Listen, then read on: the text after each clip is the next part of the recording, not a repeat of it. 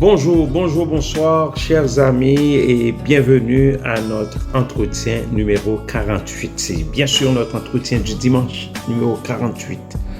Et, chers amis, aujourd'hui, je vous invite à faire tout ce que vous faites avec amour. Faisons tout ce que nous faisons avec amour, avec tendresse. Vous savez, chers amis, qu'en grec, il y a au moins il y a 3 types d'amour.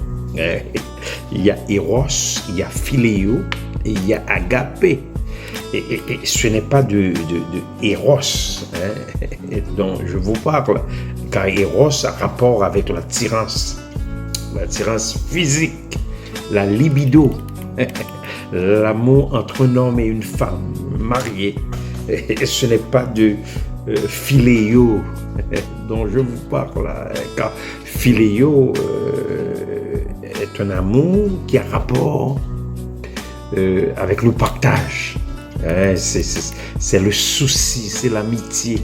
C'est bon, mais ce n'est pas de cet amour dont je veux vous parler là. C'est plutôt de agapao. C'est cet amour désintéressé.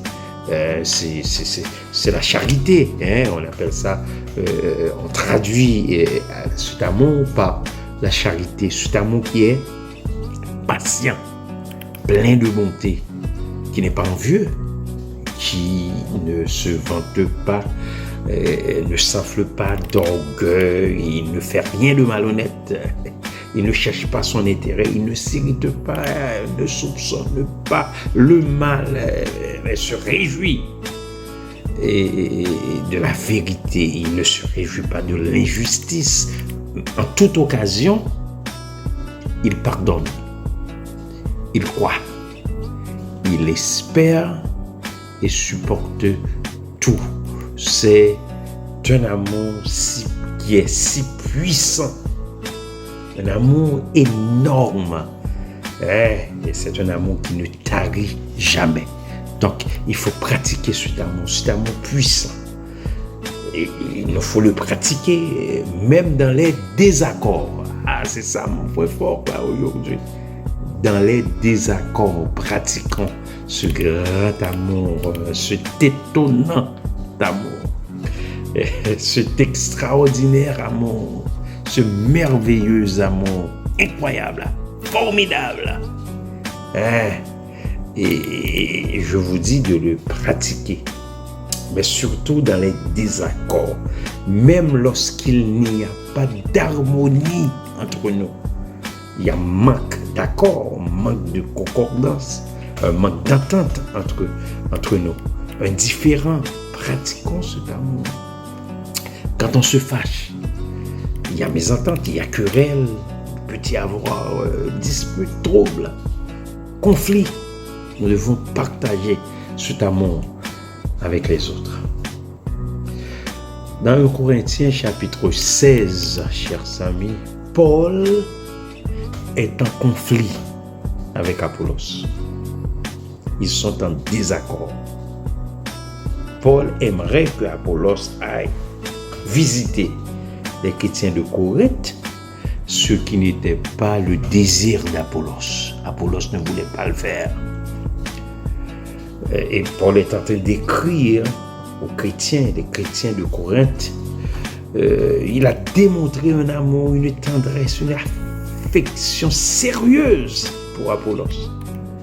Il ne voulait même pas que les autres constatent leurs différends. D'abord, il dit à ses chrétiens, j'irai chez vous quand j'aurai traversé la Macédoine. Car je traverserai la Macédoine. Peut-être séjournerai-je auprès de vous, ou même y passerai-je l'hiver, afin que vous m'accompagniez là où je me rendrai. Écoutez.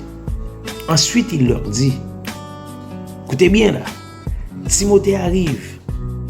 Faites en sorte qu'il soit sans crainte parmi vous, car il travaille comme moi à l'œuvre du Seigneur. Que personne donc ne le méprise, accompagnez-le en paix afin qu'il vienne vers moi, car je l'attends avec mes frères. Là, écoutez, chers amis, il va parler d'Apollos. Et je vous ai dit qu'il y avait un conflit là. Au verset 12, regardez ce que Paul dit. Pour ce qui est du frère Apollos, il dit Apollos c'est son frère. Là. Il appelle Apollos son frère, mais ils sont en conflit là. Vous allez voir ça. Parce qu'Apollos ne voulait pas aller à Corinthe. Il a dit, pour ce qui est du frère Apollos, je l'ai beaucoup exhorté à se rendre chez vous avec les frères. Regardez ce qu'il va dire là. Ce qu'il va dire. Il a dit, mais ce n'était décidément pas sa volonté de le faire maintenant. Il partira quand il aura l'occasion. Paul a pratiqué un amour extraordinaire pour son frère Apollos, même s'ils étaient en désaccord. Pratiquons cet amour dans les désaccords, un amour puissant, un grand amour, un étonnant amour, cet extraordinaire amour, ce merveilleux amour, cet incroyable, formidable et inouï amour, c'est-à-dire la charité, cet amour qui ne meurt jamais. Veillons, demeurons fermes dans la foi, chers amis. Soyons des hommes et des femmes, fortifions-nous. Que tout ce que nous faisons se fasse avec amour, même dans les désaccords. Au revoir et à bientôt. Clébert Jean-Charles vous a parlé. Au revoir.